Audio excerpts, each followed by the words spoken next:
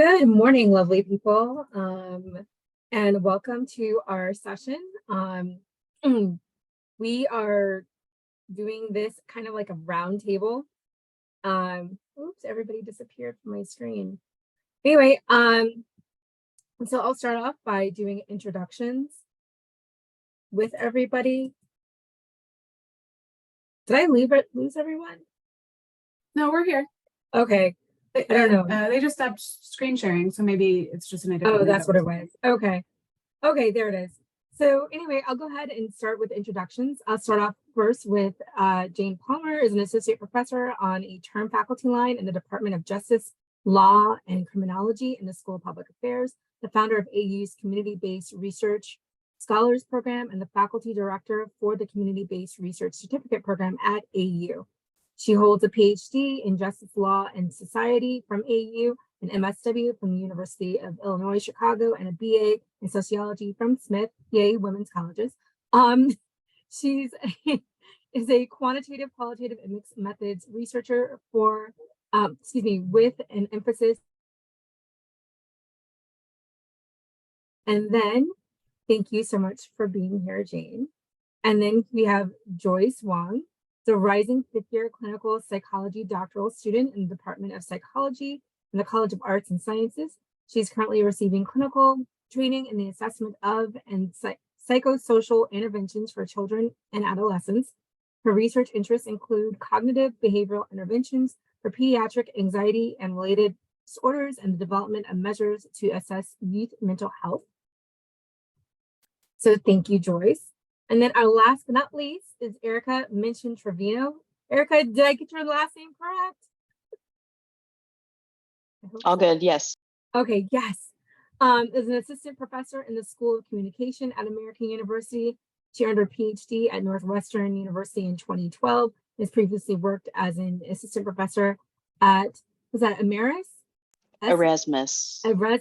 University in Rotterdam in Netherlands. Ericka's research interests lie at the intersection of political communication and digital media studies with a focus on methodology. She has developed software to integrate the collection of web browsing, trace data with other social science methods, which has been used in research methods and in classrooms worldwide. So thank you, Ericka, thank you, Joyce, and thank you, Jane. And thank you all for joining us today for this session. So we're going to start off with our very first question. As I said at the beginning, this is kind of like a round table. And if folks from the audience have questions, please don't hesitate to put it in the chat, raise your hand, we'll get to you. But the first question that I have for you is, what did you do to prevent fraud in your surveys? I can start. I'll start by saying a little bit about the survey. So I'm still working with an organization called Trans Lifeline. They are a peer support hotline for trans folks. And but the larger survey is around help seeking during mental health crises. So looking at hotline usage is part of it, but also just other forms of help seeking. And there's also sort of a sub goal of learning about people's experiences with sort of carceral responses to mental health outreach, like if someone gets arrested after they call a hotline during a mental health crisis. So I tell you that to say it's a sensitive topic. Generally, there's some sensitive questions on it. There's, marginalized folks are the sort of target population for our survey. And as I said, it was open to anybody who'd experienced a mental health crisis, despite being funded by Trans Lifeline. And we wanted to do a public survey to get as many responses as possible from the people who would fit. And as we were going through the design process and even in conversations with IRB, hi Matt, we figured we added some prevention strategies, assuming we would get some fraud. So as you'll hear later in this session, we ended up getting lots of fraud and very much spammed. But going in, we weren't naive, is my point. We use Qualtrics. We're using American University's license. The researchers are from all over, but I sort of took the lead on some of that software stuff. We used the CAPTCHA verification. We added 6 attention check questions throughout the survey, kind of tricky ones, not just if you're still reading this, check yes, but like worded in the way of the other questions, check probably not, just trying to make sure they're still reading. We had 6, but not everyone got all 6 because of skip patterns. I don't know off the top of my head how many most people got, but we also had a plan for manual, what we call the manual quality assurance protocol. So I had some research assistants who everyone had a schedule. I created a very complicated Google form and spreadsheet for them to go in a couple times a day, maybe more, as survey responses were coming in, and manually check for fraud or spam or bots. So the manual inspection, primarily, did they get the attention check questions right? Are they writing reasonable things in the open-ended, like there's a couple open-ended responses. And just sort of like a gut check on whether the responses we're getting were valid. The informed consent language said that there would be this quality assurance protocol. So our survey was $40 for a survey. So a Target gift card. So that's pretty, it's high. We don't think it's coercive. We think it's amount based on the sensitive nature and the burden that we're asking of the person. We think $40 is sufficient, but it is higher than many surveys. So we said, oh yeah, you're eligible for a $40 gift card, but we were clear in the informed consent that if you don't sort of pass our quality assurance protocol, you may not get your gift card. Just to warn them in advance, we're paying attention, but we didn't tell them what we were paying attention to. We weren't like, there are attention check questions, right? We wanted to also just make sure we weren't leading them to trick us. And then this process, the surveys marked as valid would then get the compensation. And that was our plan going in. Once we get to later, and I know my colleagues have stories to share too, I'll tell you a little bit about what happened, what we had to change midway through, because spoiler alert, those steps weren't enough. Wow, thank you so much, Jane. There's a question in the chat from Eric. Did you ask individuals to summarize the survey at the end as a check? That was not one that we added. I have. Oh, you're on that is mute. Oh, Or can you hear me? now you froze. Can you all hear me? Yep. Okay. Eric, I know that's a thing people do. That was not one that we added as a prevention strategy at that phase in the survey. So next, Joyce. Yeah, so for my thesis study, I used MTurk to recruit participants. And so the basis of my study was essentially creating a measure for intolerance of uncertainty in children and adolescents. So like valid responses was really important to me, in particular, because I wanted this measure to be valid in the future. So if there was fraud or like inattention to the questions, that would really create a big problem for my second step in like confirming the factor structure of the measure.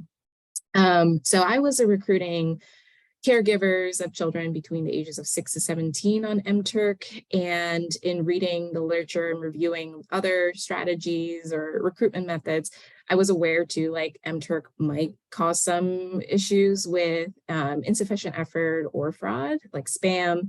And so before I had a 2-step process for recruitment. So participants filled out a screener before they filled out a full survey. So if they were not eligible at the screener level, then they were not to proceed in MTurk to do the full study. So I felt like the screener part was really helpful because I think Qualtrics did flag like spam when I downloaded the data to look through their responses, determine eligibility. And once I had filtered out the spam responses, then I really didn't get much spam in the second part of the study, in the full survey. However, there were still lots of issues with specifically inattention for my sample. So I did some of the strategies that Jane talked about, like having like attention check questions, and also having them do like are you, like, I guess, attention to correct questions, asking them, are they paying attention? But also some like bogus questions like, has your child been to Jupiter? And the answer should be no, never. But sometimes people say always. So that was one way to filter out those initial items for insufficient effort. But then also I had done some post-data cleaning for insufficient effort. So a mixed kind of method for that approach.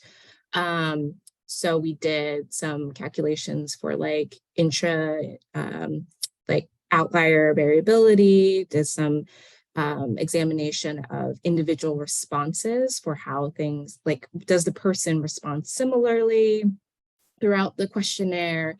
Is there some variability in their own response too? And then combining those two methods to see if anyone had overlaps between those, because neither of these are necessarily better than the other. Each method comes with its own kind of like caveats, pros and cons. And for, I guess, sorry, jumping back to Ericka's question about spam. So with MTurk, there was some issues with like bot farms, people kind of like tons of generations of responses from the same IP address. And then that was flagged as spam in Qualtrics for the screener part. And so those were some general like methods that I used. And in the end, I still dropped so I screened about 2,000 participants for the study. I needed 700, a little bit over 700. And even in the end, after the initial kind of set of attention check questions, I still had to drop another like 70 in the post like data collection cleaning portion. So it was quite significant kind of dwindling of participant numbers as I went through the process. We're going to come back around to these attention check questions in a minute. Ericka, what about you? What did you do to prevent fraud in your surveys? Yeah, so I'll talk about like a few different things I've used for different studies. One that I've used that's different from others is that I created as in my bio like thing, created a tool, and what that does is allows people to review and submit their web browsing data as part of a study. And so if you submit the exact same web browsing data as somebody else, like you are an identical person, or at least web browser, right? And so I'm able to do sort of really detailed checks in that way. And that was sort of like, I could only do that sort of after the fact. I couldn't do that in the midst of the survey itself. But I have done things before paying people and some to screen for fraud. On MTurk, I used a process that was described in a paper that I found that had a list of known VPN addresses. So that's how people from other countries, since I'm generally looking at political communication topics, it's important that the people are in the United States and not talking about their political opinions, you know, from elsewhere. So screening for that VPN was important, and so happy to share that resource. It's on our the document, and I can put that into the chat or however we're sharing it. So that was one thing. Another thing that I did was look for, sometimes there are batteries of questions with the same answers that shouldn't be answered in a straight line, right? So, you know, I'm very outgoing and I'm very shy should not be the same answer for the same person, right? Just sort of generally. So for a question like that, what I did was I put some custom JavaScript into the subsequent question in Qualtrics to identify whether somebody had straight lined the previous question, and then it asked them like, are you paying attention? Do you want to go back to the previous question? You know, that kind of thing. So that's another sort of technical thing that I've done, and I've of course done attention check type questions. In a study that is just about to run, we used borrowed an approach from a large scale study that was done that I can link to, that has an appendix with some good attention check questions. They have like a paragraph that's a little bit complicated, and you kind of have to pay attention to what it's about to get the answer correct. So that's one that I'm using in an upcoming study. So that's some of the things that I've done. Would anybody else like to add on to this idea of questions that are ideal for attention check questions? I know we talked about it. Joyce, you've talked about it. Ericka, you've talked about it. Jane, do you want to add anything to attention check questions? Yeah, I think what's helpful is what I said earlier, is about like it not always being, are you still reading the survey? So, I would do like thinking about this survey, I don't know, I don't have them in front of me, and I can share them with anyone who's interested, but it not being a yes, no answer. The other thing I want to mention that I was going to mention later is that when we ended up getting spammed, I happened to be visiting my brother, and he has a 17-year-old who works for him at his shop. And we were talking about this situation, and the young person was like, "Oh, you got to use punctuation." And I was like, "What?" And he was like, "The bots can't read punctuation. Just use punctuation." I was like, "Okay." So when we revised the survey, I added an additional attention check question that basically asked them to pick the one with exclamation points. I don't know if it worked or not, but so I'm sure there's other literature on that, but I think attention check questions are helpful, not just for fraud. We've all taken surveys that we've wanted a straight line because these matrices sometimes are problematic and you don't want to read all the words, even if it's like a hotel survey. So like a satisfaction survey. So I think that they're a strategy, but I wouldn't over rely on them. Yes. Similarly, just to add another thing, I saw an explanation of how to add a question in Qualtrics that's invisible to people, but visible to bots. So that's another resource that we have. Yeah. Jane, I don't know if you want to talk a little bit more about your project that you were working on with the fraudulent behavior that had occurred in the survey, or in discussion of the target marketing strategies. Oh, wait, we've got a question from the audience real quick. So sure, yeah. Meredith, you've got your hand raised. Hi there. I thought someone had said, what are some of the other things that you're doing for attention checks and surveys? Is this still a good time to respond to that? Sure. So one of the things that I wanted to add was with Qualtrics surveys, they had initially come out with a podcast, or they had a session where they talked about adding questions like, which of the following depicts a dust bucket? And that was a way to tell whether or not respondents were actually where they said they were. Because if you wanted US respondents, then they would not recognize that right away. They would expect to see something that asked about a wastebasket. So I went through this iterative process in my survey of considering asking people, what year is it? Or please indicate the current president, those types of questions.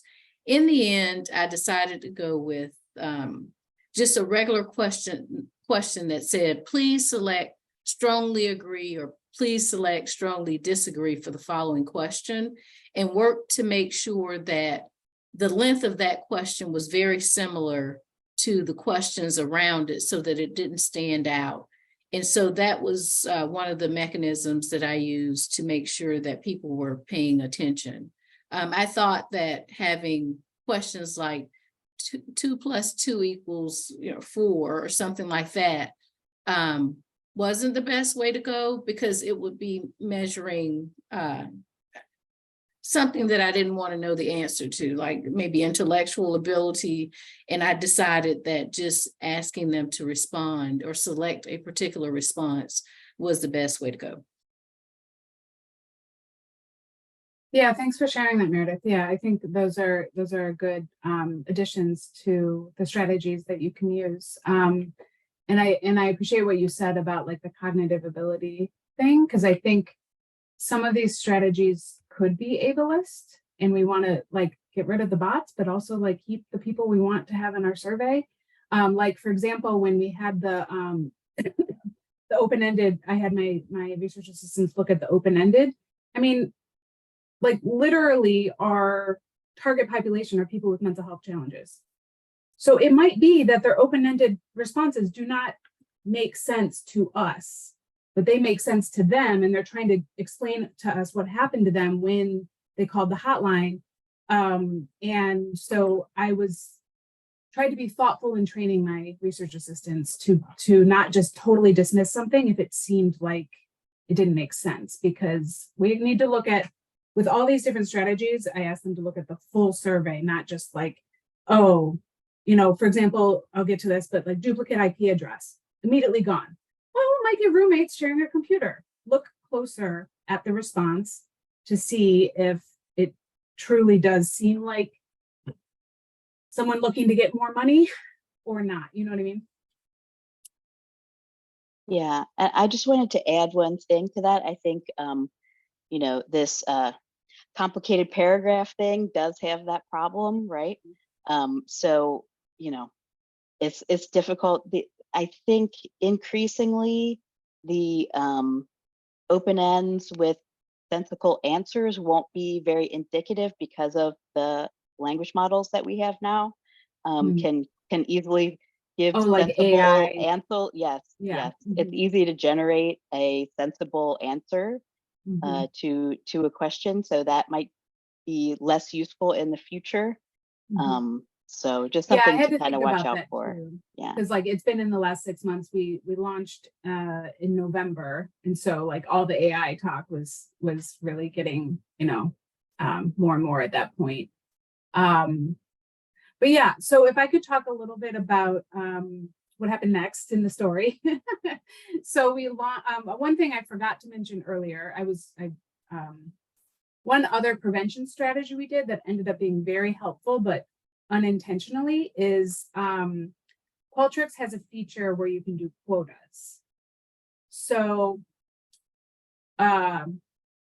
basically, we wanted about half our sample to be hotline users and about half our sample to be non-hotline users, so we can look at help seeking comparisons between people who utilize hotlines and people who don't, because the point of the project is around how to make hotlines safer for folks who need help.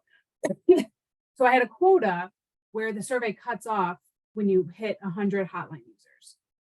And then you say, like, there's an automated message that said, survey is temporarily unavailable. This ended up saving us because we launched November 15th, a little bit before noon. Our target population was 225 responses, our target sample. And we had by 3 p.m., so like 3 hours later, we had 296 responses. And at that point, I think we reached the 100 hotline users, and it shut down, and we kind of noticed what was going on. And so while we were like, I'm texting everybody and freaking out, like the survey had automatically suspended, which was really helpful. We ended up using quotas for different reasons later. I would say if you are new to Qualtrics and new to quotas, it is more complicated than it seems. And I don't know that I would ever use quotas again. And that's a different webinar, but the quotas were imperfect for a few different reasons. However, I just wanted to mention that was a prevention strategy that we didn't mean to be a prevention strategy, but ended up helping us. So we got, 300 responses in 3 hours. And as I said, like our population was not, we did not expect, we thought the survey would be open for like 6 weeks or something, right? And so mistake number one was not having the pre-screener that Joyce had. It was not something I was familiar with. I've seen it more and more on Twitter where people say, if you're interested in participating, fill this out first, and then we'll send you the survey link.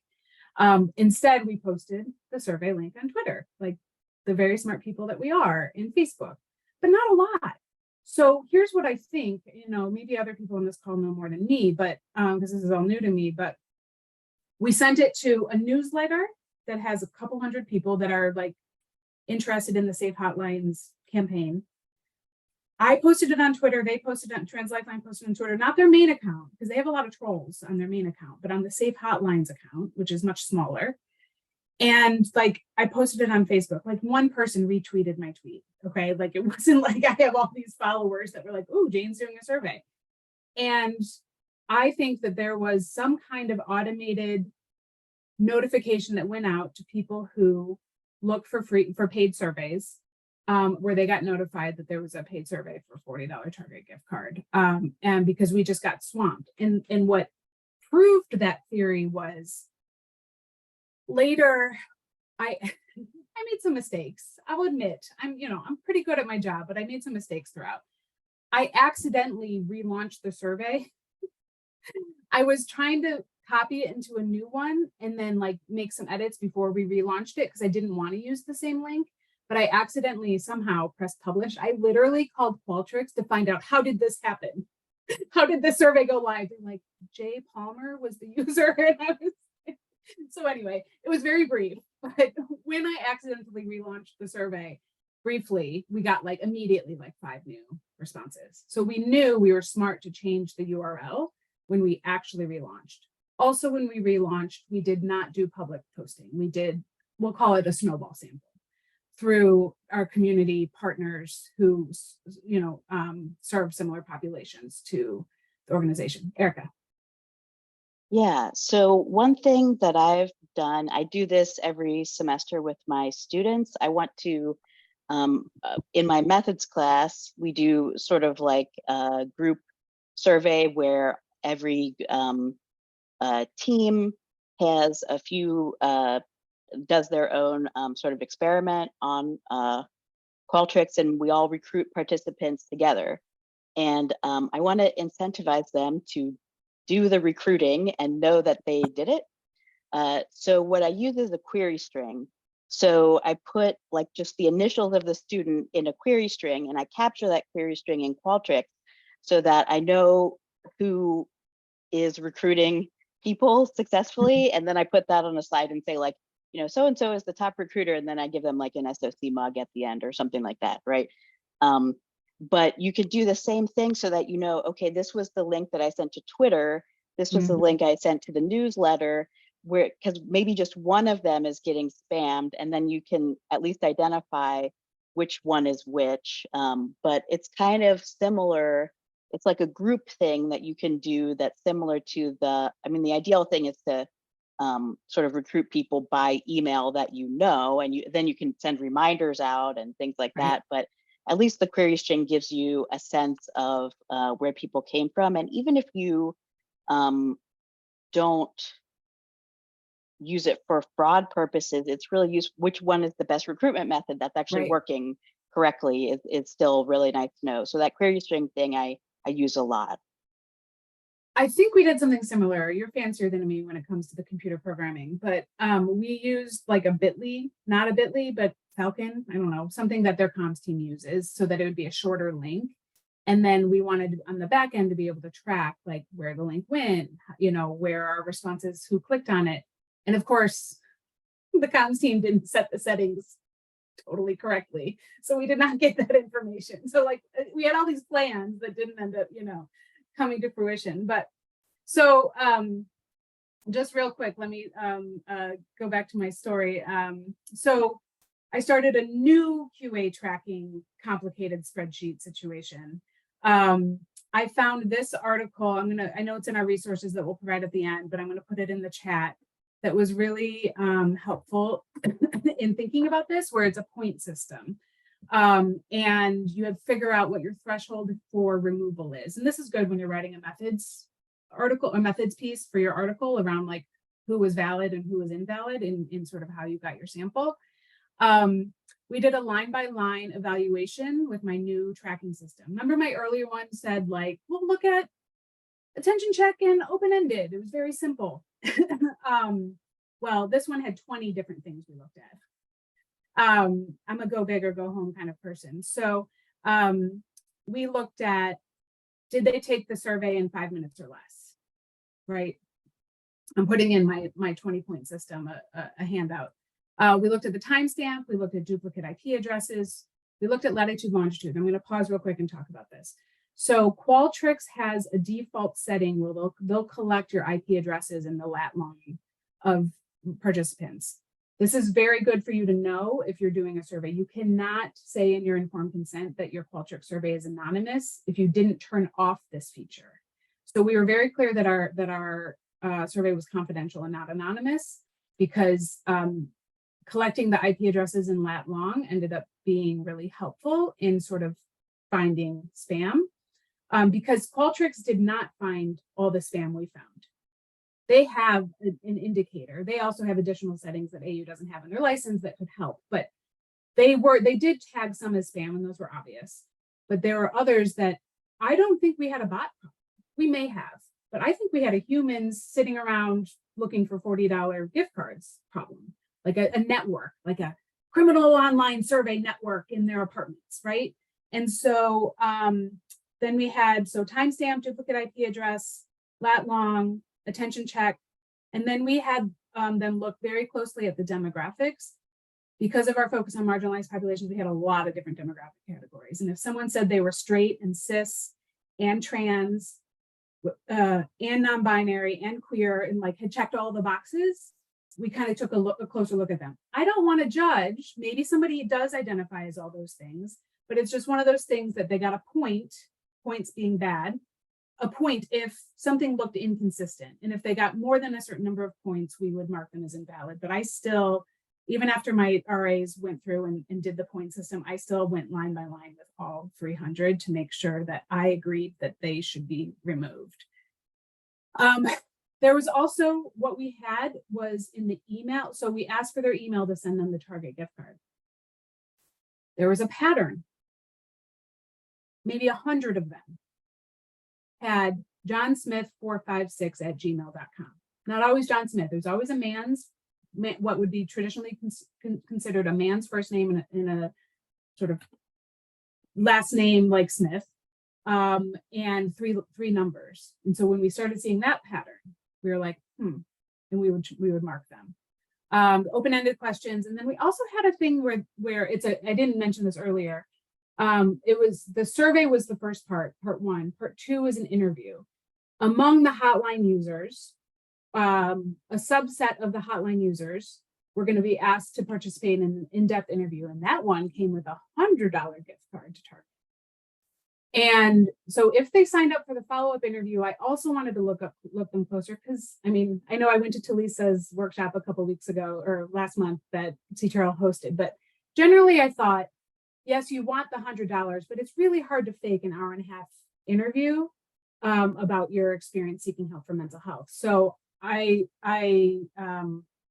was just another sort of piece of information that we looked at, whether they opted into the follow-up interview if they were eligible. Then we talked earlier about attention check questions, the traditional ones. I added what I call attention check questions related to contradictory answers. So we said, they indicated they were arrested and incarcerated or involuntarily hospitalized after reaching out for help for mental health. And then we asked these questions. Well, if they said that was both very helpful and very harmful, again, we flagged them and looked closer. Again, maybe there were some very helpful and very harmful things that happened, both with being incarcerated or involuntarily hospitalized.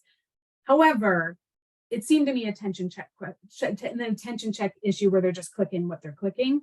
And I just, again, wanted to look at the open-ended. I wanted to look at their other experiences in each individual line to see if the very helpful, very harmful comported with how they responded to other things. We changed the URL. We did not post on social media or send to listservs. Took us till February to relaunch. And so just real quick, the first time we got 296 responses, 171 of them were fraudulent. The relaunch, we received 113 additional responses. We shut it down after we reached what we were looking for our sample number. And we still we kept, I didn't do the math well here. Wasn't consistent, but we kept this time 86 out of 113, which was like 76%. So it was a little bit better than the first time around. And then we went through this whole process again. So reasons for removal were they didn't finish the survey, they had clearly contradictory, inconsistent answers, duplicate IP addresses, which again wasn't an automatic removal, and there were some that we kept, like 1 or 2. Some of them weren't eligible, so that was an easy removal. And then how they responded to the attention check questions.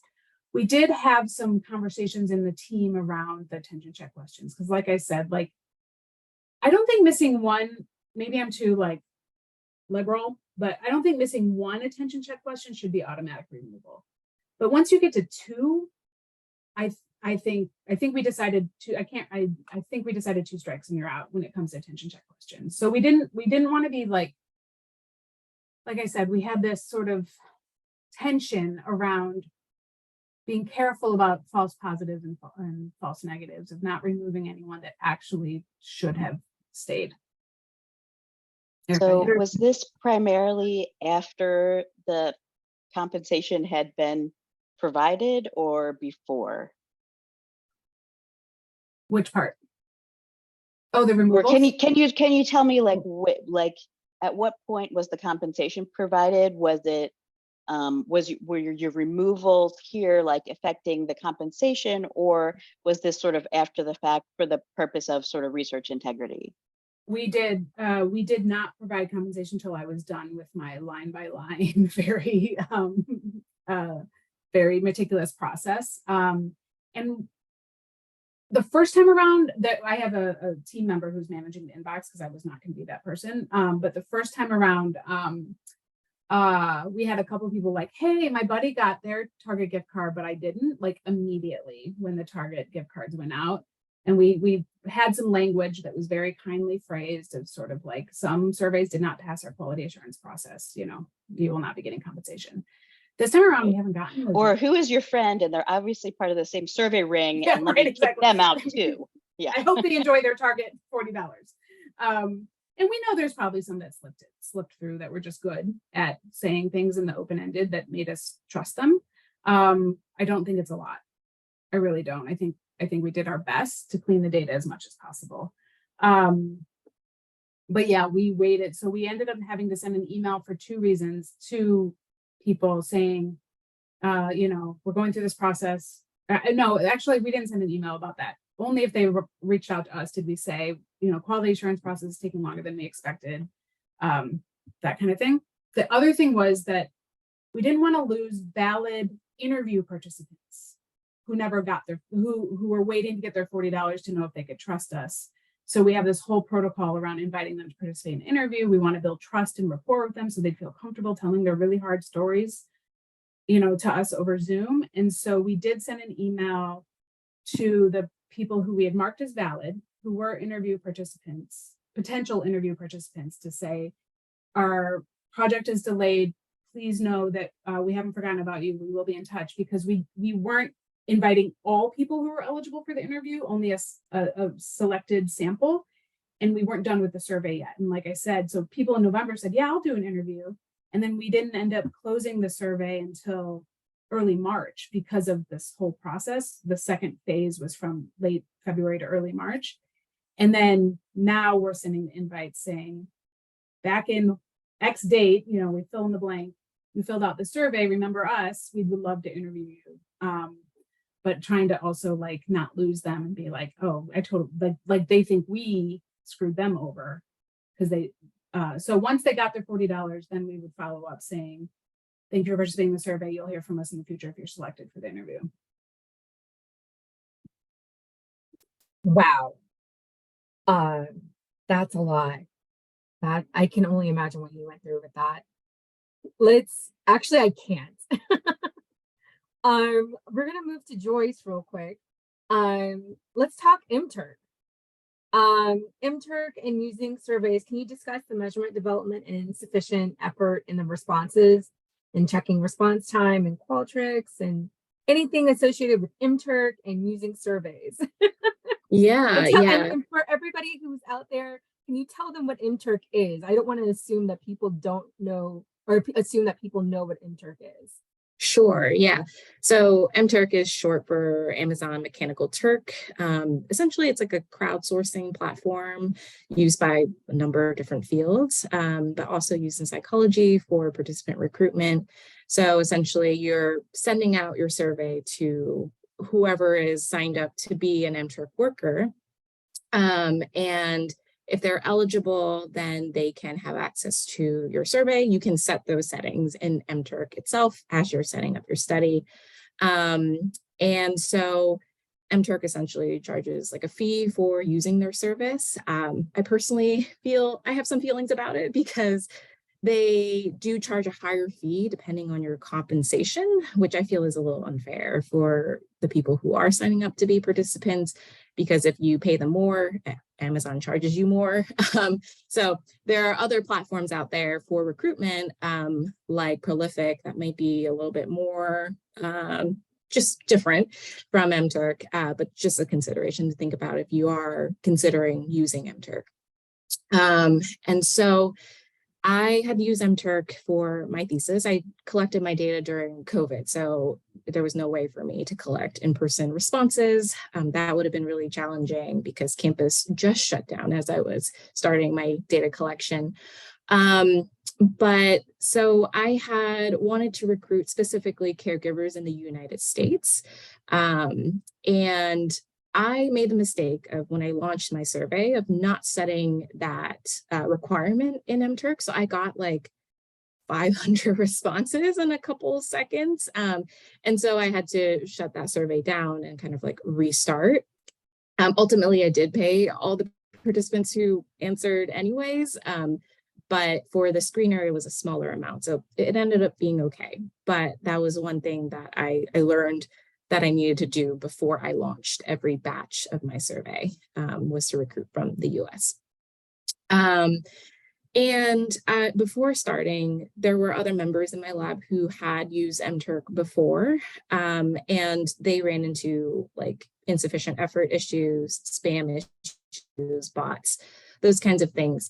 And so for me, I had looked at like, as the responses were coming in, I was kind of flagging like, how long are they taking to answer the survey? My survey was not super long. It was about 15 minutes or so. But there were people who were working on the survey for like days. So like, 2 hours, I was still like, oh, that's probably okay, because caregivers during COVID probably walked away from the computer. They had lots of things to do. And so I wasn't necessarily saying like, oh, they're not answering. Like I compensated them even if they took that time to answer, but I flagged it for my kind of like post data collection cleaning. And the other issue that I ran into, I did use attention check questions, but I also realized that the way I phrased certain questions may have been confusing or like interpreted in a different way. And that's when I got kind of like emails from participants saying like, hey, I did pay attention to your survey and this is how I interpreted your question. I think one of the bogus questions that I used was like, my child can touch the sun. And I think if you interpret that like figuratively, maybe some parents like say like, oh yeah, my child is very capable and like can, be successful in life. Like however they interpreted that was not how I thought they would interpret it. And so I did get participants reaching out specifically about that question. And so that made me kind of pause and think like, do I need to modify that question? Or at least like, even if I don't change it, I change like my criteria for like, okay, well, if they answer yes, then I probably will compensate them because it was on me that I phrased that in a strange way. And so that part was interesting. I was not expecting that. But for the most part in my consent form, I did say like, you will be compensated if you demonstrate sufficient effort.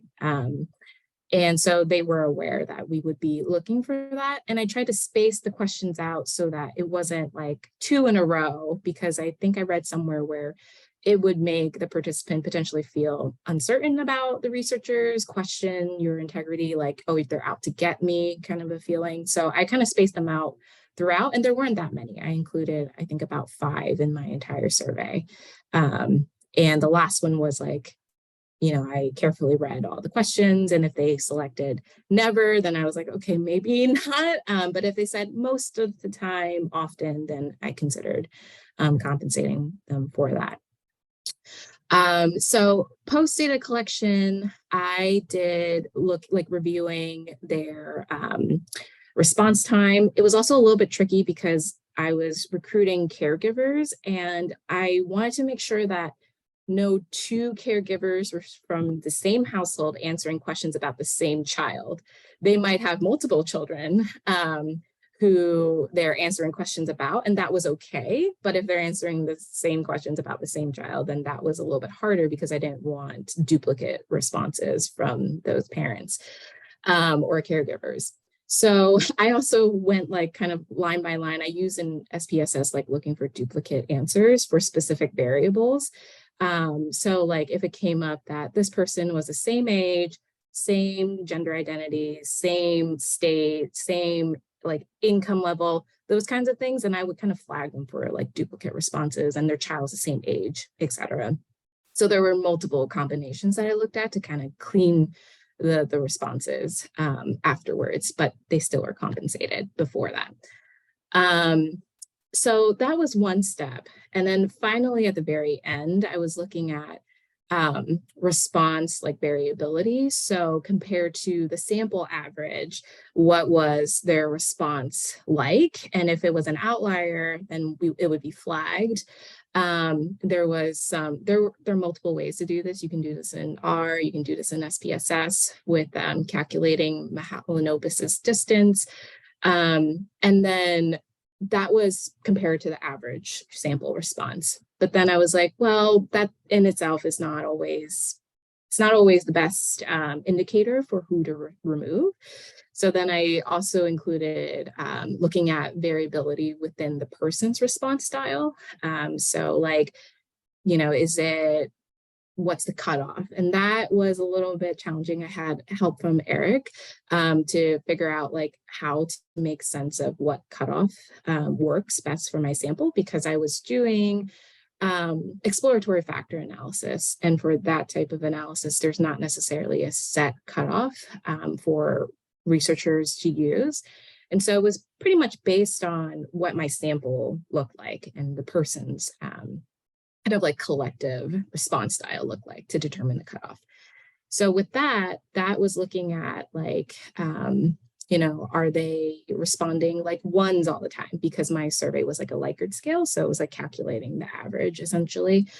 And so combining those two, ultimately, I was trying to see like, I don't want to eliminate people who flagged on one of the two. So combining the two, did anyone flag on both? And if they did, they were removed from the sample.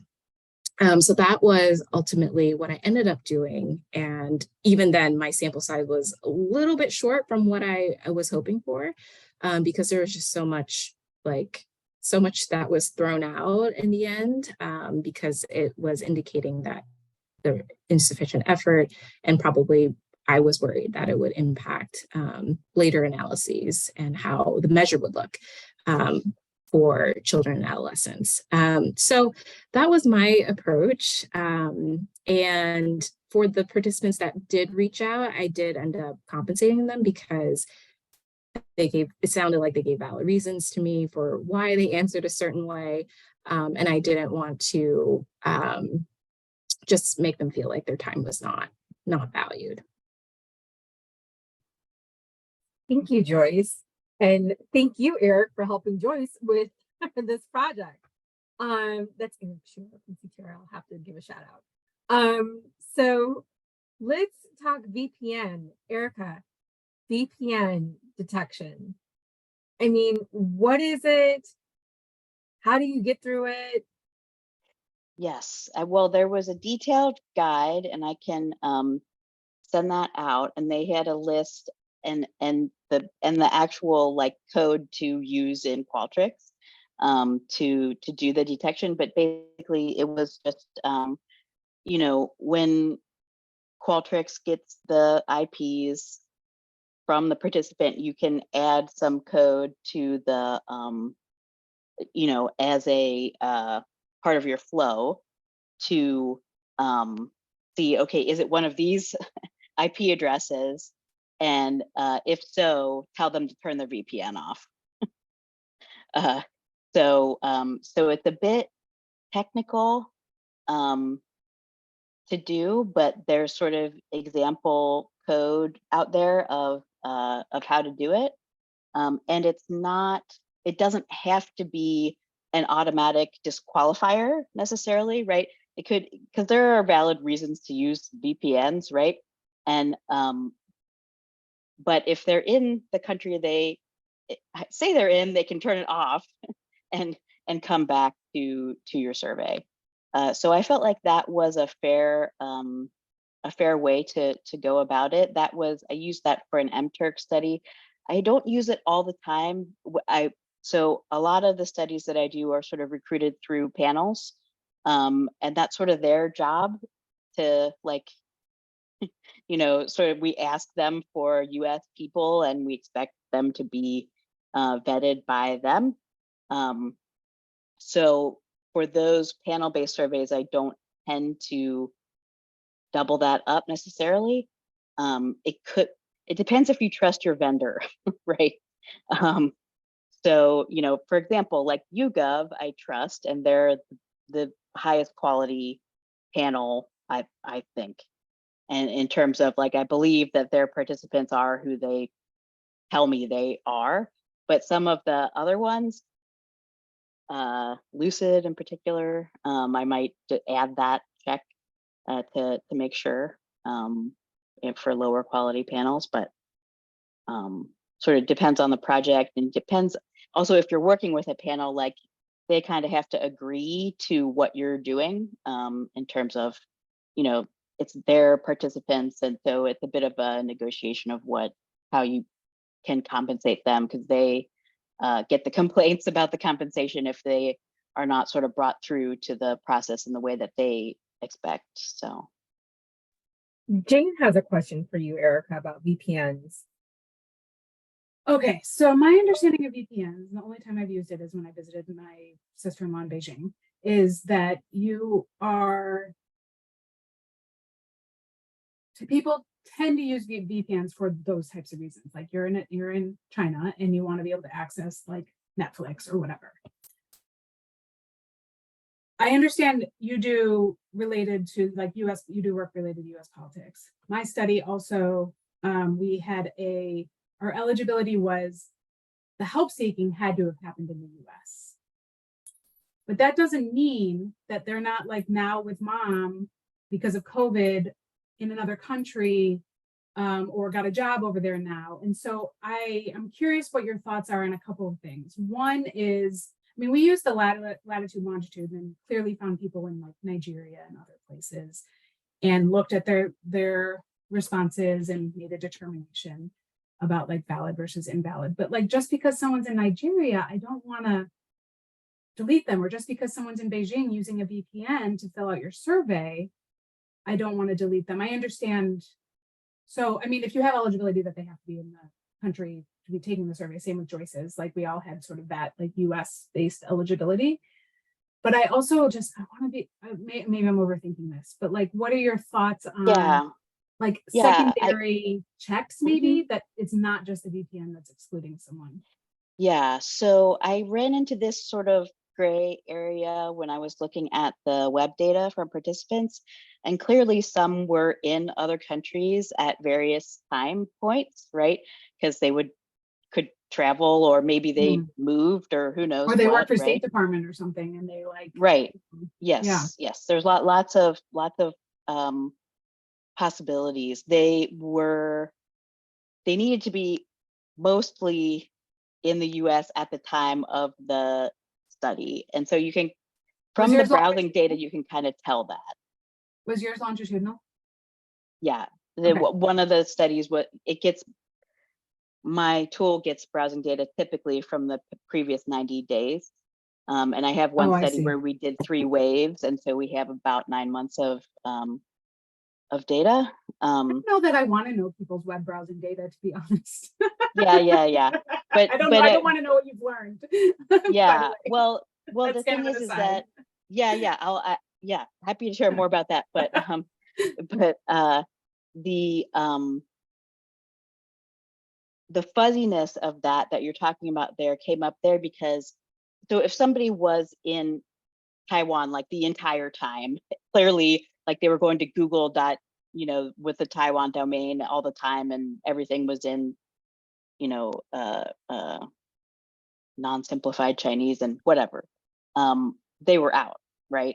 But if they were there I saw that for a week or something, then they were not. So that's something that I can tell that you couldn't tell from a survey, but there was it's like, okay, well, what's the threshold? Like, did this person move, whatever? There's not a clear like threshold for that necessarily. Like, clearly like somebody who took a vacation to Paris for a week is different than somebody who moved from the US to China or whatever. But yeah, that there's a gray area for that. I mean, in the study that I was running, it was just a criteria that you had to be in the US. You didn't have to be a citizen or whatever, just you had to be like living in the US and therefore like exposed to US politics and at some level, right? But if that's different for your study, then maybe the VPN thing is more of a point rather than a disqualification. And you can just detect it and not do it and just have that data for your system later. But with some of these shorter, lower compensation kind of projects where you automatically give the compensation at the end, and that's the expectation, like for the participants, that's like kind of required that you sort of pass and they get compensated once they do X, Y, and Z. You have to pre-program everything. You'd have to pre-program that, your checklist there into Qualtrics to, which I think you basically can do, not everything, but some of it. But you have to sort of like get that into the survey itself to automatically, you can do a point system like that in Qualtrics and say, okay, if they pass these, if they miss 2 attention check questions, kick them out, that sort of thing. I tried to use the scoring feature, which is different from the quota feature for the attention check questions. And I can't remember all the details now, but I do remember we weren't able to use it. And I think it's because of the skip patterns, because not everyone was presented with all of them. So maybe I would program it differently in that they're all, I don't know. I had trouble figuring out the logic there, but I think there's possibility, like you say, in Qualtrics to do that. I just wasn't able to figure it out. Yeah. And the help folks are really great. Yeah, I discovered that too. Yeah. So highly recommended. when they told me that Jane Palmer had made the error. They were very helpful. So I just have a question for everybody. Is there anything else you want to add about strategies? And then I want to open it up for discussion for Q&A for folks who are on this webinar. Any other strategies, Ericka, Joyce, Jane, you want to add?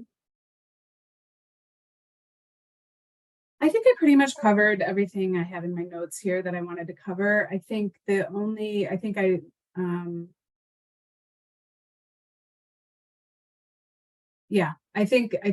pretty much covered it. I think overall what I've learned from this is a few things. Maybe this would be helpful.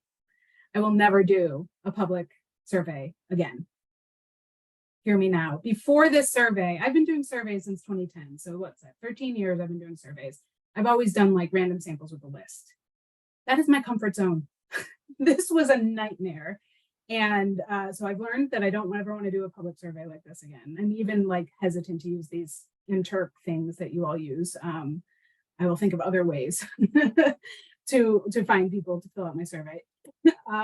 Because I think there is a machine behind this. There is a network like I said, all the people in their apartments filling out surveys, right?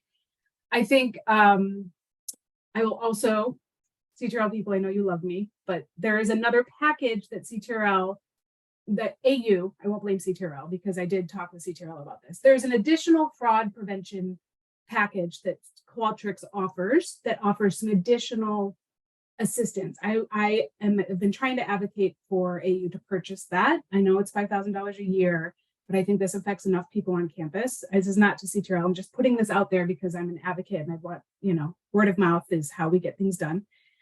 And I will also say, don't over rely on these auto detect things. We did all the things. We did the CAPTCHA. They're like, oh, just do CAPTCHA. You'll be fine.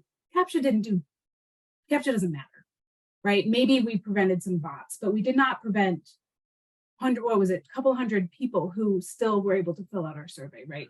I also would say do not automatically provide compensation upon submission, which we did not do.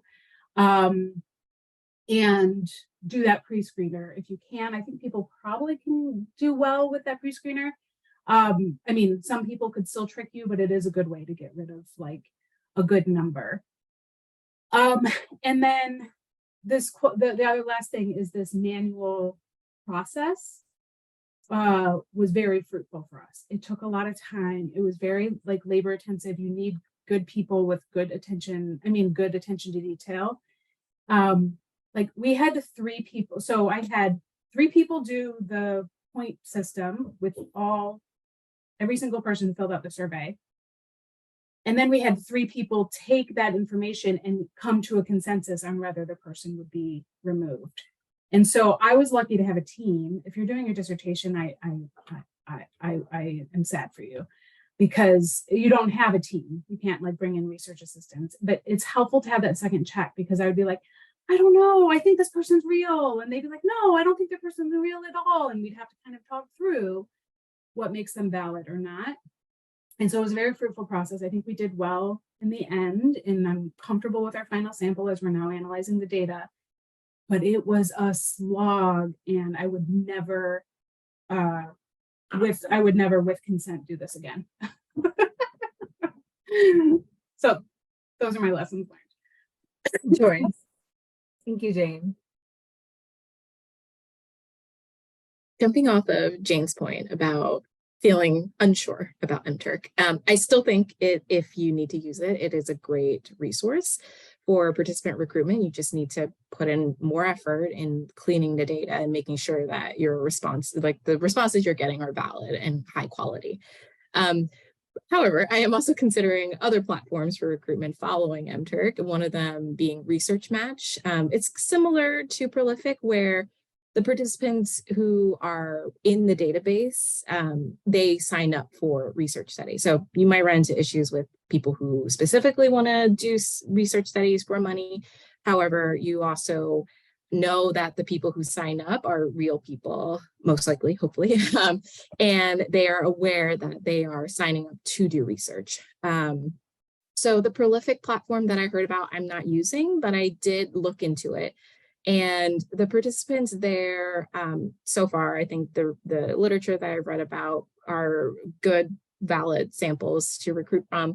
And also the nice thing about Prolific is that they do encourage like a reasonable compensation. So it's like a scale. When you set your payment, they kind of tell you like, oh, this is a little too high, might look like coercive to participants or may end up being like coercion, or if it's too low, they will also flag you as well. So kind of like makes you think about your compensation really carefully, also to like ensure like good participation for your study. So that's one platform. And then Research Match is more like an open, it's more just for recruitment. And I believe it was set up by Vanderbilt or in Vanderbilt. And you can set your criteria to look for participants in there. And then the Research Map platform will kind of generate a message to participants who are eligible or individuals who are eligible for your study, and they can decide if they want to do it or not. And once they agree to do it, then you can contact them directly to fill out your survey or do whatever research study that you're offering available. So that's my kind of thoughts following using MTurk for my first study. And Ericka, any strategies? Yeah. So I definitely think, sort of following off of what Jane said, if you are able to recruit from specific lists, or let's say, maybe after the call, people are offered the opportunity to be part of the research study, or some other method that that would often be something to really look into at the sort of design phase. I think that despite the problems of these sort of recruitment companies, some of them are very good, and all of them are better than sort of announcements on social sites, right? So in terms of fraud, right? You're going to get it in any of these somewhat more open type of platforms, and you're going to get these sort of survey professionals. I'm writing a paper about this because I know exactly how many hours people spend taking surveys in our study, and who does more, who does less. And I've used different recruitment methods. I've advertised, like directly advertising on, this was several years ago, 2018, but I used recruitment ads on Facebook and got a lot less of these professional participants than using a panel provider. However, guess which one was easier to publish? Because the panel, anyway. But that, depending on who you want to sample, right? So these panels are not going to have a good population of specialized populations, right? So it's not going to be useful for everyone and every type of research. But if it does work for you, if you're looking for more of a public opinion type of thing, or something kind of broader, psychological, whatever kind of things like that, I think these can be good options with the right checks in place, and carefully thinking about, okay, do my checks make sense? Are they fair to participants? Am I, excluding the right folks here? And sometimes you always want to do a pilot and have it cut off quickly so that you can assess the quality and see if there's some things that you maybe missed. Like, I think that, insight about the first name emails was really, really interesting, and not something that you would have looked for previously. But, you can write a regular expression to find those emails and do it automatically and have that be a point in your system, in Qualtrics, right? So any of these patterns can be implemented, so that little pilot at the beginning can catch, especially these sort of swarming activities. You can catch them that way without laying out too much of your precious research resources. Well, I want to thank all of our panelists. Now I want to open up for Q&A. And then as we're waiting for people to ask their questions, I'm going to go ahead and put the additional resources in the chat for folks to use. There we go. And opening it up for Q&A. Who has some questions for our panelists here? Amara.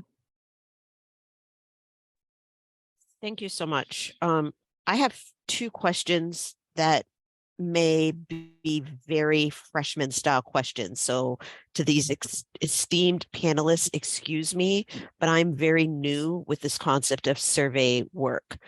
So question one, I hear how you all are describing the attention checks. Is there any literature that says when this is necessary? For instance, if I had a 1-question survey, I imagine there's no need for an attention check.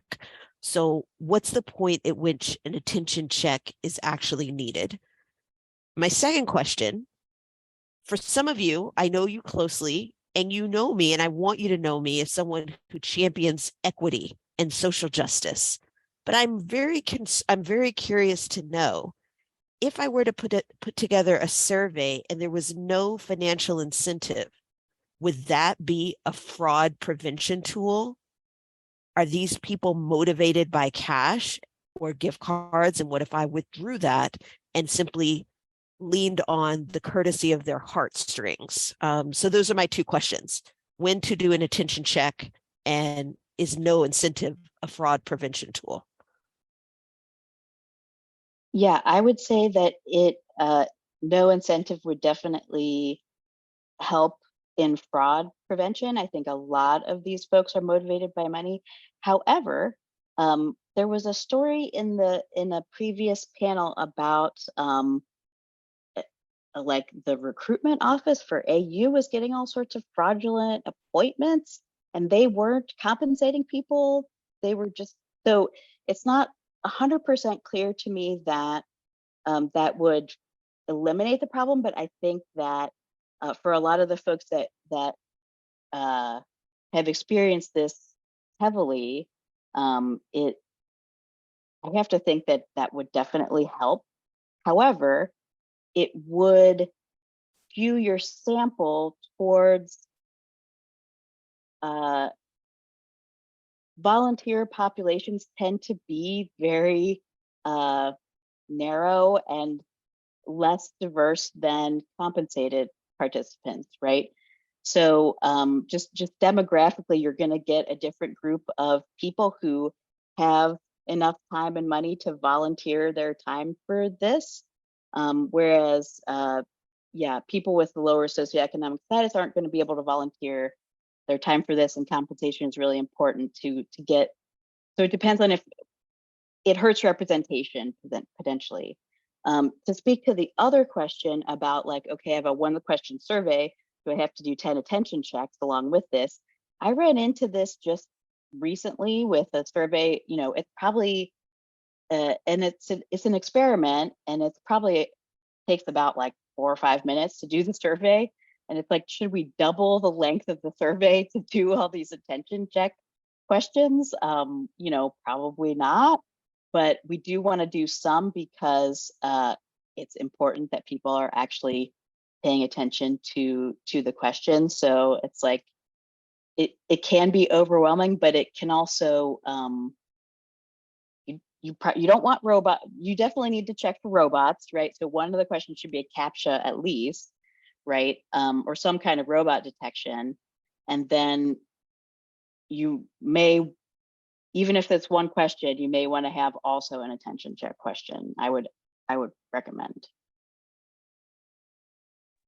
Joyce, Jane, did you want to comment? Yeah, I mean, I'll be brief, but I think I agree with Ericka on those points. I think a less than 5-minute survey, if it's like a 10 question Google form, like I wouldn't worry about it. It also depends on who your people are. Like if they're a group of people that are going to be super invested in you and what you're surveying, like they might have that intrinsic motivation to complete it. But like, you know, we all get surveys like every day. I mean, I go to acupuncture, that day I get a survey. Like yesterday I went to acupuncture and orthopedic, both I got surveys. How was your experience, you know? And like, I don't fill them all out, and I'm not that invested, right? Unless I have a horrible experience or like a phenomenal experience, the Yelp effect, right? But if it's, if I get a survey that's like super specific to my personal experience, I want to be in that data, right? I'm also like a survey nerd, but so I think it kind of depends on who you're targeting. I think that it depends on how long it is. If it's over 5 minutes, I would definitely have at least one, because even just the people that leave their browsers open, like Joyce mentioned, like they're not bad actors, but you also just want to make sure they're like reading it and not super distracted while they're filling out your survey, because that messes up your data. It makes for messy data, and you get bad data from good people. Around incentives, I have strong opinions about this, and we can talk offline more about it if you want, but I think incentives are important. There's a lot of I don't know the word, not disagreement, but different opinions about what makes a coercive amount. And for example, I was working on a federal research study with on violence against Native American women. And we were going to an Alaska Native village where you like literally have to fly. Obviously, you have to fly to get there. There's no roads. The only place with plumbing was the school, which is where we conducted our interviews. And there's like a school, a post office, and then like maybe a general store and people's houses, like, right? Very like low resource community, we'll say financially, lots of other resources culturally and all that sort of thing. And the OMB, which is sort of like the IRB at the federal level, told us that I think $40 was too much. And we're like, we're going in January to Alaska when it's negative 75 wind chill and we're asking them to come talk to us about their experiences with domestic violence. $40 isn't enough. And so we fought back and we were able to get the $40 approved because we were asking a pretty big burden, especially the topics I study around violence. Like, if I'm asking you to tell me about the violence you experience, I'm going to give you as whatever I can because I'm professionally benefiting from you telling me your trauma. And that I think is problematic. I have my own ethical concerns about that. But so I want to compensate people for their time and for the burden of having to tell their stories because I study sensitive topics, right? But again, if it's like, how was your experience with Dr. So-and-so? Like, you know, that's totally different, which I know you're not doing that. But it depends on how sensitive the questions in your survey will be. And I would say like Ericka said around socioeconomic stuff, there's some who argue that $40 for low-income population is coercive. For me, I like to do a calculation related to living wage in that city. If I'm asking for an hour and a half of your time, I want to pay you a reasonable living wage for your story, at least, right? But other people might say, no, you should only do like a $10 difference. There's a whole nother thing around like cash versus gift cards. And some of it is, in my opinion, patronizing of not trusting people to use cash, like how they need to use cash. But I won't get into that. But again, sorry, I said I'll be brief and then I talk for like an hour. But Amara, I'm happy to talk to you more about that. Those are good questions. I don't think they're freshman questions. Jane, your comment in the chat, was it a comment or was it a question about the incentive level specific? Oh, it was a question for Joyce, but it was a while ago. I just sorry, saw it. I'm missed it. sorry. I'm just curious, you were saying that they like give you a notification if like they think you're being coercive or lowballing an incentive amount.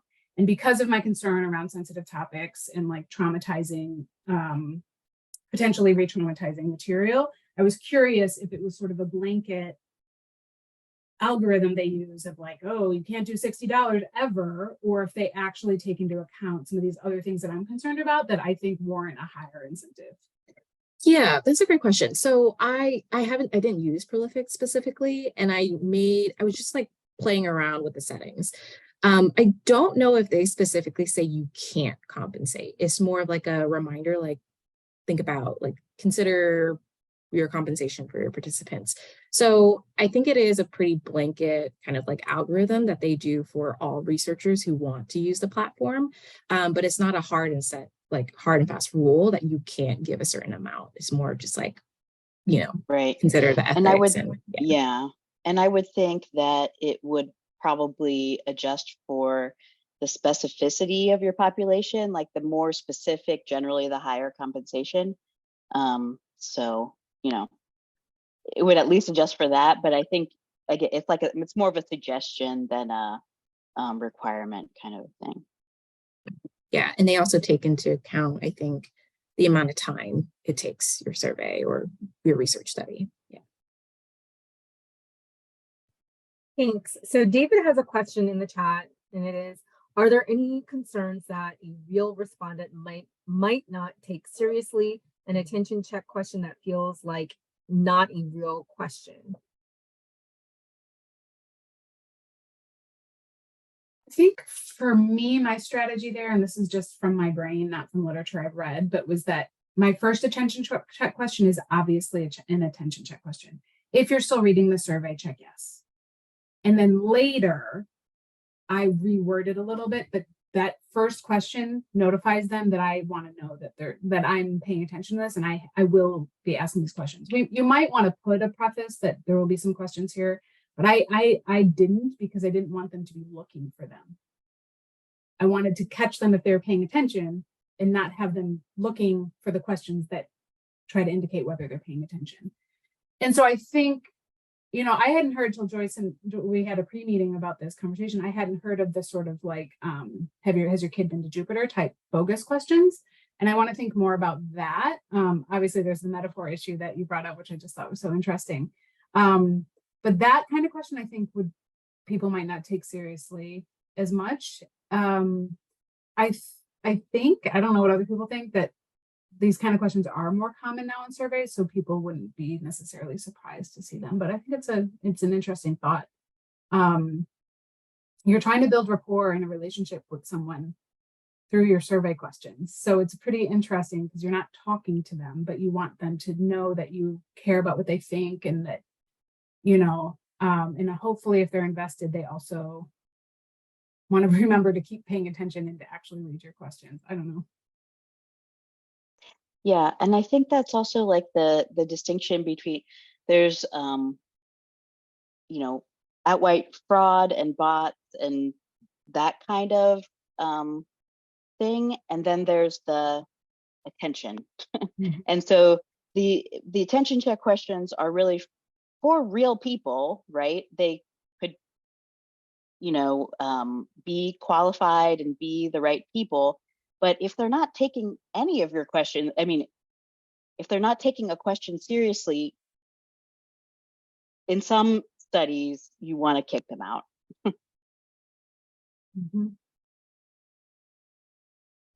So are there any other questions from our audience? And thank you all. Thank you all. And for the record, Joyce, I have not touched the sun. My kid has. Mine too. And I would have compensated. Well, I think that's the other question. There's an equity question as well. I want to raise, and I see Meredith. But like, we did not compensate those that we deemed invalid. We could have made our lives a lot easier just by sending gift cards to anyone who filled it out and just cleaning the data and removing the ones that we thought were invalid, but still compensating them just to make our lives easier. We had a very limited budget, so we were not going to do that. And so, I don't know. I think that's interesting. Another interesting question to consider is around who does and doesn't get incentive. And again, we may have compensated some people that we shouldn't have. We may have not compensated some people that we should have, but you're humans and you do the best you can to have the cleanest data set possible for when you write up your results. Well, thank you, all three of you. Just thank you so much for your insights, your knowledge, your experiences, for sharing that information with us. Matt says, another strategy that can assist with validating larger compensations if AU is directly providing the compensation, providing the compensation, a tax ID is supposed to be collected.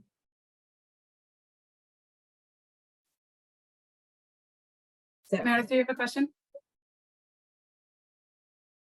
Yeah, Meredith, go ahead.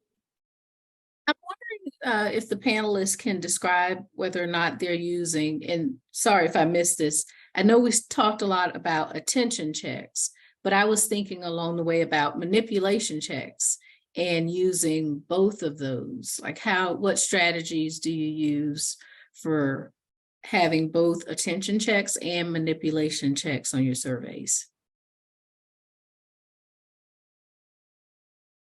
What's a manipulation check? So I was thinking if a participant was exposed to different scenarios or experimental conditions, you might want to check to see if the exposure that you gave them or the manipulation that you implemented was actually effective.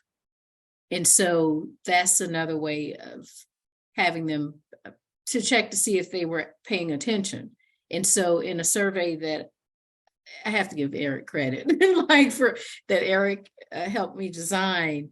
We manipulated race and gender, and also a condition that they were exposed to.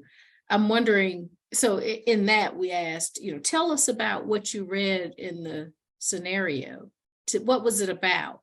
And that gave us an indication as to whether or not the manipulation was actually effective. And then later on in the survey, we went back and asked, what was the name of the person who was a part of the scenario?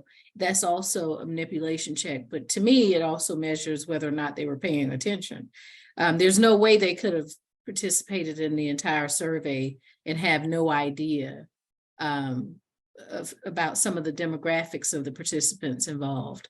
And so I just wondered if you were doing the same with your research. Yeah, I've done similar types of things, but we use them to identify problems with our study, not the participants, right? So that was about like, okay, maybe it's not obvious enough. Maybe we need to change our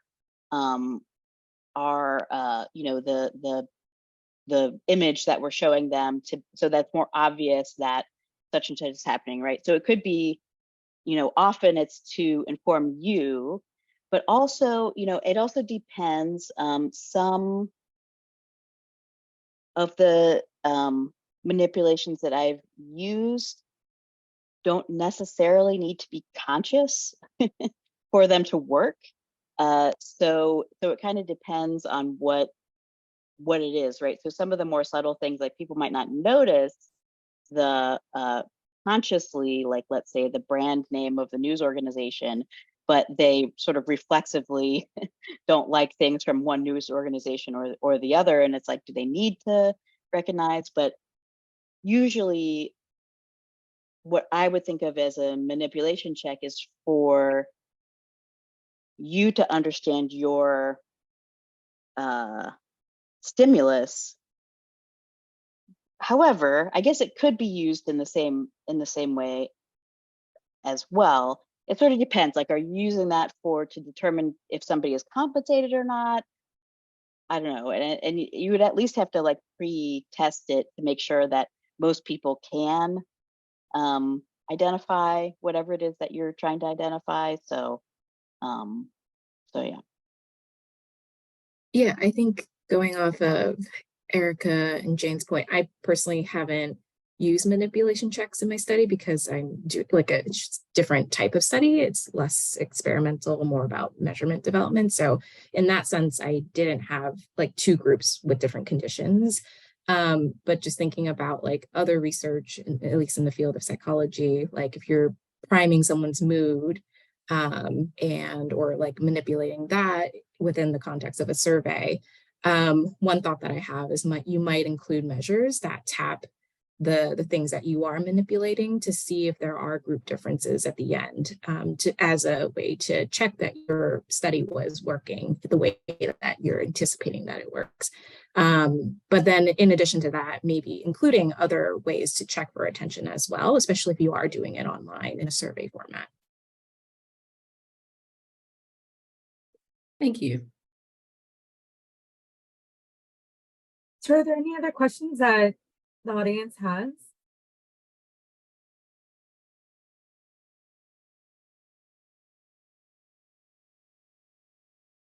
So before we all part ways and have a great day, Nazia, did you want to put thank you. So please take some time to fill out the survey about this session. We'd really appreciate your feedback.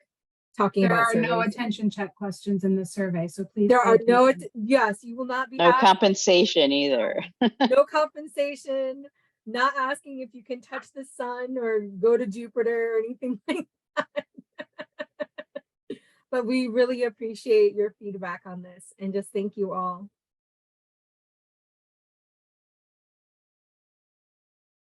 Nazia, I don't know if you wanted to add anything. No, nothing from me. Thank you, everybody.